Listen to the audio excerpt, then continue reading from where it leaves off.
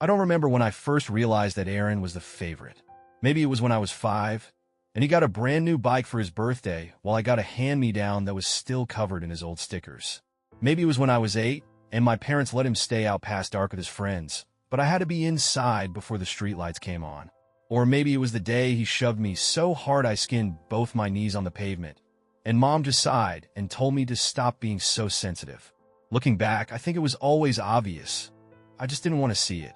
Aaron was 3 years older than me, but it might as well have been 10.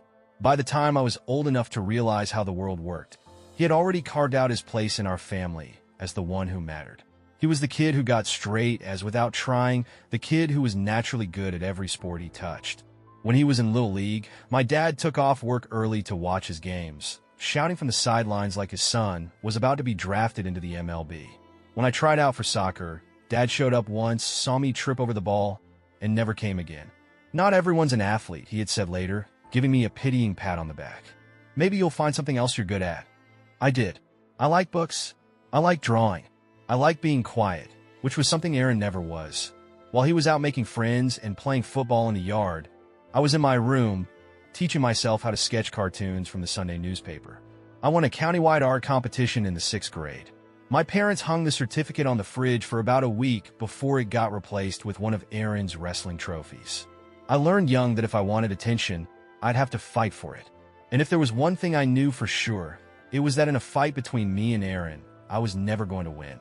We grew up in a 2-story house, the kind of place that looked nice from the outside but always felt too small on the inside. Our dad was a contractor.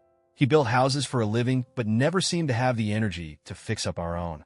The roof leaked in the hallway outside my room for years, and no matter how many times Mom nagged him about it, he never bothered to get it repaired. "That's just how old houses are," he'd say, as if that was an explanation.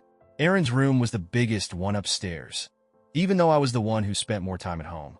His closet was always overflowing with clothes Mom bought him on her weekend shopping trips, while I mostly wore whatever was still in good condition from the last school year.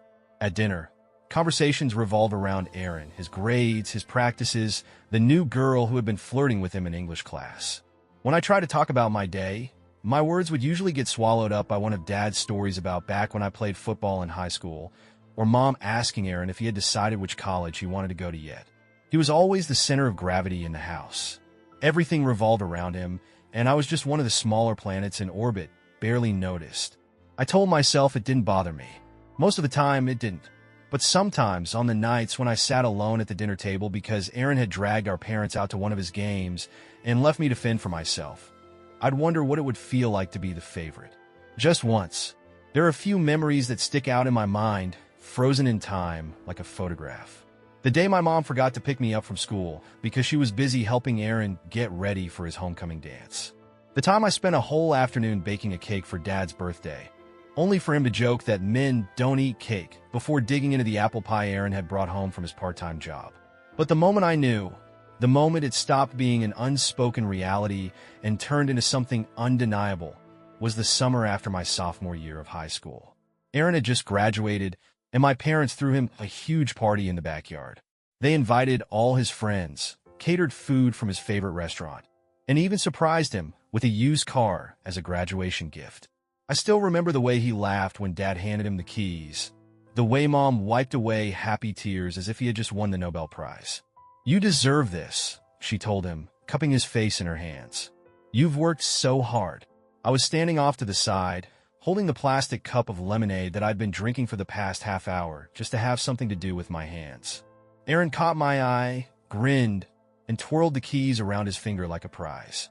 "Guess I won't be driving you around anymore," he said, smirking. I forced myself to smile. The next day, I asked my parents if I could start saving up for a car of my own. Dad chuckled, shaking his head like I had just told a bad joke. "We'll see, kid." That was when I knew. Aaron got things because he deserved them. I got "we'll see" when Dad got sick. The shift happened gradually.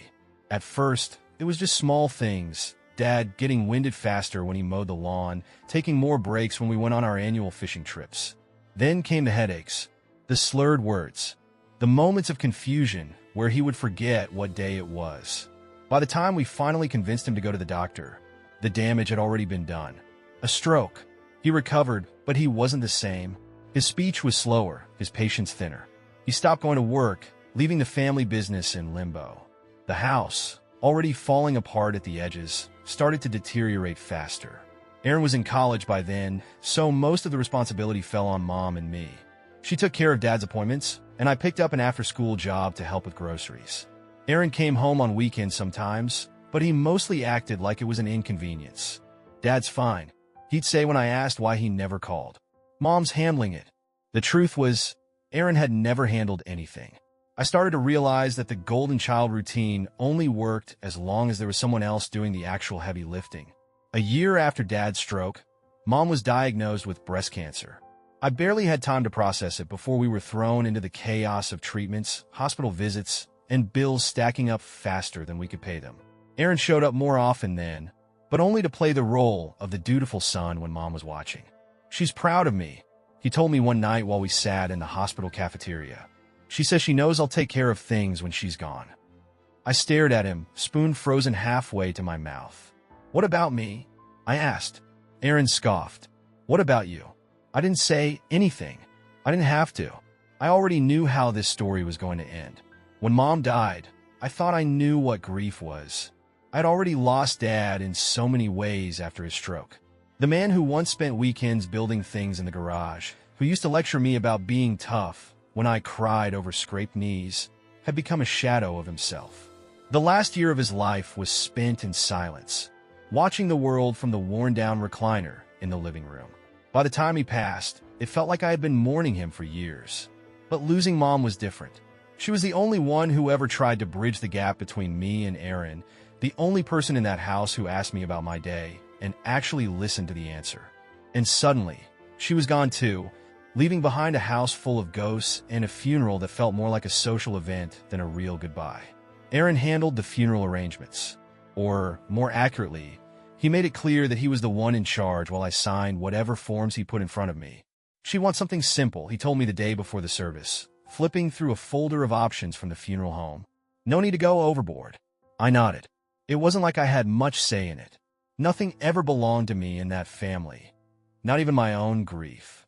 After the funeral, I assumed that we would go through the usual process of dividing up my parents' property. I didn't expect much. It was my parents' house, and I thought we would sell it and split the profits. There were a few properties we rented out, some savings, enough to give us both a decent start in life. What I didn't expect was Aaron calling me 2 weeks later, already acting like the decision had been made. "So, I think we should sell the rentals, but I'm going to keep the house," he said casually, like he was telling me what he wanted for lunch. I frowned. "What? No. We should sell the house too." Aaron sighed like I was being difficult. "Look, you don't even live here anymore." "I do. It makes more sense this way." "No, Aaron. It makes more sense to split everything evenly." Silence. Then, in a tone so smooth it made my stomach turn, he said, "Actually, I was going to talk to you about that." That's when I knew. That's when I really knew. I didn't hear from him again for nearly a month. When I finally did, it wasn't a call. It was a letter from a lawyer. Aaron had filed for full control of the estate. In the documents, he claimed that since I had moved out of state, I had effectively abandoned any interest in our parents' assets. He had listed himself as Dad's primary caregiver in his final years, painting himself as the responsible son who had stayed behind to handle things while I had gone off to live my own life. It didn't matter that I had been sending money home every month, helping Mom with medical bills, trying to support them however I could. It didn't matter that I had never once said I didn't want my share. Aaron had already transferred everything into his name. The house, the savings, the rental properties, everything. I was left with nothing. I was furious. I wanted to take him to court, to fight for what was rightfully mine. But I was broke. Aaron had a well-paid job, connections, and a family lawyer who had known us since we were kids. I had what? A part-time job in a city across the country? A handful of savings that wouldn't even cover the cost of a legal consultation? Even if I fought, it would be months, years before I saw a dime. And Aaron knew that. He counted on it. The day I finally confronted him, I still remember the way he looked at me, like I was a fly buzzing around his ear, an inconvenience rather than a real problem. "This isn't personal," he said, standing in the doorway of my parents' house. "It's just what makes sense. You stole from me." His lips curled into something that was almost a smirk. "You weren't using it anyway." I clenched my fists. Mom and Dad wanted us to share it. That's what they said. Yeah, well. He shrugged. They're not here anymore, are they? I should have hit him. I should have screamed, should have fought. Instead, I walked away, because I knew, in that moment, I had lost. I packed my things and left. I returned to the place where I had lived for several years before my parents died. A place where Aaron didn't exist, where I didn't have to walk past buildings that reminded me of all the things I had lost. I took the first job I could find, a job in an office specializing in real estate investments. Ironically, it was real estate, what Aaron had stolen from me, that saved me. I started at the bottom, running errands, making coffee, sitting in meetings where I wasn't even acknowledged. But I paid attention. I listened, learned, watched how deals were made and contracts were written.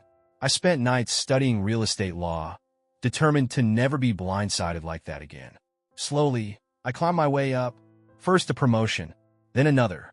By the time I was 29, I was managing my own portfolio, flipping properties, making real money for the first time in my life. And for the first time ever, I didn't feel like a shadow. I had built something real. And then, one morning, my phone buzzed with a notification. A name I haven't seen in a long time. Aaron. I let it go to voicemail. An hour later, another call. Then a text. I really need to talk to you.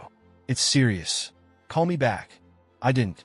For 3 days, I ignored his calls, his texts, and the increasingly frantic emails piling up in my inbox.